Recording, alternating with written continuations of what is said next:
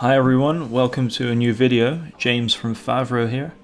Today we'll look at how to run meetings and plan them as well as retrospectives in Favro. So here we see that we have the team retrospective collection, including the retro board, and we have cards in here that we've already created. But a good way to run retrospectives in Favro is for every team member to have their own retrospective collection, with their own retrospective board. Whoever's running their retrospective, they set a timer somewhere, maybe for 2 minutes for example, and then everyone fills out a card in each of these columns. Now each of these columns represents something such as wind that speeds us up, sun which is appreciation, island, an opportunity that you may have found throughout the week, an anchor that slows you down, and rocks that represents a risk. Now it's great to have retrospectives because it allows you to see what's gone on throughout the week, what you need to improve upon, and what you can commit to next week. So the reason why you would have your own retrospective collection with only yourself as a member in there is because you can make it private so that when you add tasks to your retro board, no one else can see this.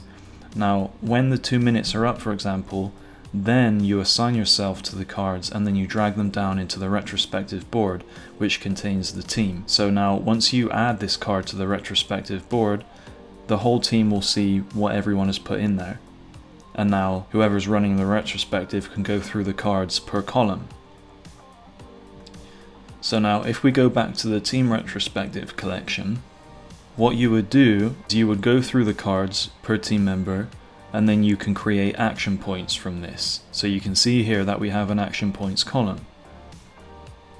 Now, it's good to do a retrospective on a Friday because once you get the action points from the retrospective, you can use them on Monday in a planning meeting.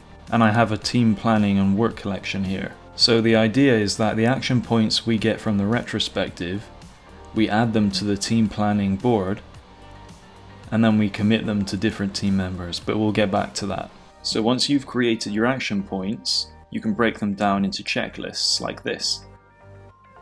Now, a good practice you can do is actually convert these tasks or these action points into cards in the team planning collection, which we'll do now.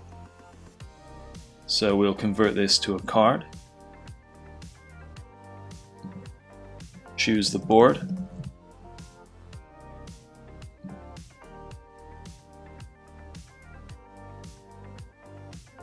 click convert, and there you go. You see the checklist disappeared. So now we can go directly to the card, and it's there in the action points column. And at this stage you decide who will be responsible for this action point in the coming week. And we have 2 automations set up in this team planning board, so when we move this task to James, I'm assigned automatically and the card moved automatically to the teamwork board, which can save a lot of time. So now in the coming week this card will move from to do to in progress to done to review, and then once it's been reviewed by a team leader for example, then it can move on to be archived. So now if you do this, you'll have a great flow where every Friday you'll have a retrospective to go over the high points of the week and maybe even the low points, and then you can squeeze out some action points from this and then plan the coming action points in the next week on a Monday. So now everyone stays aligned and everything gets done on time. I hope this has helped you plan meetings in Favro as well as how to visualize retrospectives. Good luck with Favro.